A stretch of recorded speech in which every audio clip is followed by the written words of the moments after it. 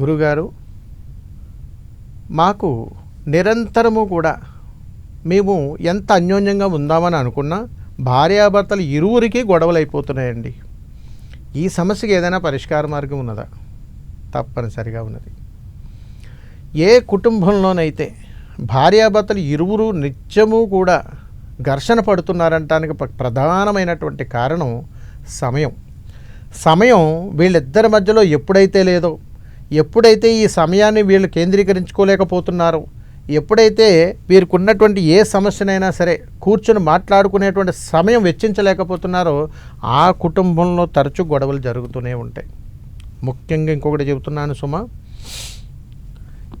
ఏ గృహములోనైతే ఆగ్నేయ స్థానం వంటగదిలో భార్య అరుపులు కానీ, గొనుగుడు శబ్దాలు కానీ, తిట్టుకోవడాలు కానీ, అరవడాలు కానీ ఇలాంటివి కానీ ఏ కుటుంబంలోనైతే జరుగుతూ ఉంటాయో ఆ కుటుంబంలో తప్పనిసరిగా భార్యాభర్తల్లో ఘర్షణ పెరుగుతూ ఉంటుంది. అందుకని భర్త గృహం నుంచి బయటకు వెళ్ళినా, బయట నుంచి ఇంట్లోకి వచ్చినా భర్త అలసట కాకుండా భార్య కాస్త నీళ్ళు ఇవ్వటము, అదేవిధంగా పిల్లలు ఉంటే పిల్లలైనా సరే తండ్రి గారికి మంచినీళ్ళు ఇవ్వటము తప్పనిసరి. ఈ రెండు అన్నీ బాగున్నా కానీ ఇంకా జరుగుతున్నాయండి అని అన్నప్పుడు ఇంటికి ఎవరైనా కానీ యాచకుడు వచ్చి భవతీ భిక్షాందేహి అని వస్తే చేయి ఖాళీ లేదు పైకి వెళ్ళని ఎప్పుడు అనకండి. మనకున్న దాంట్లోనే ఎంతో కొంత ధర్మం చేయడం అలవాటు చేసుకోండి. దీనివల్ల జరిగేటువంటి మంచి ఏమిటనంటే, వారు మన కర్మను స్వీకరించడానికి వచ్చినప్పుడు మనం అనేక కర్మలు చేస్తుంటాం. బయటికి వెళ్ళి వచ్చినప్పుడల్లా ఎంతోమందితో మనం మాట్లాడకూడని మాటలు, చూడకూడని చూపులు, రాకూడనటువంటి ఆలోచనలు మన వెన్నంటే ఉంటాయి. ఇవి కూడా పొరపాట్లే సుమా. అందుకని ఎప్పుడూ కూడా మన ఇంటికి భవతీ భిక్షాందేహి అని వచ్చినప్పుడు ఇంట్లో ఉన్నటువంటి గృహలక్ష్మి చేయి ఖాళీ లేదు పైకి వెళ్ళమ్మా అని ఎప్పుడు అనకండి. మనకున్న దాంట్లోనే కాస్త కూస్తో ధర్మం చేయడం అలవాటు చేసుకోండి. రెండవది, ఎప్పుడూ కూడా ఉన్నత స్థానంలో ఉన్నటువంటి దంపతులు కూడా గొడవలు పడుతున్నారు అని అంటే ఆ ఇంట నిల్వ ఉన్నటువంటి పదార్థాలను ఎదుటి వాళ్ళకి ఎప్పుడు దానం చేయకండి సుమా.